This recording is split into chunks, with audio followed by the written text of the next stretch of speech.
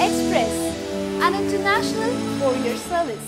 ఆధార్ విషయంలో రోజుకో రూల్ తెస్తున్న కేంద్ర ప్రభుత్వం మరో కొత్త రూల్ తీసుకొచ్చి అందరికీ షాక్ ఇచ్చింది.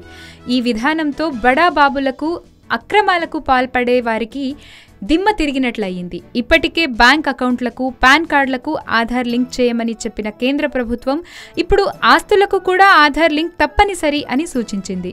ముఖ్యంగా కొనుగోలు చేసిన ప్రతి భూములకు ఆధార్ని అనుసంధానం చేయాలని అన్ని రాష్ట్ర ప్రభుత్వాలకు ఆదేశాలను జారీ చేశారు.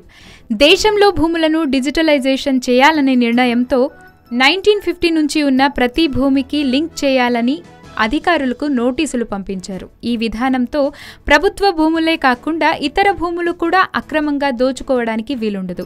ముఖ్యంగా ఆగస్టు 14వ తేదీలోగా ఆధార్ పాన్ లింక్లను అనుసంధానం చేసుకోవాలి. లేకుంటే వాటిని బినామీ ఆస్తులుగా ప్రభుత్వం గుర్తిస్తుందని కేంద్ర ప్రభుత్వం ఆదేశాలను జారీ చేసింది.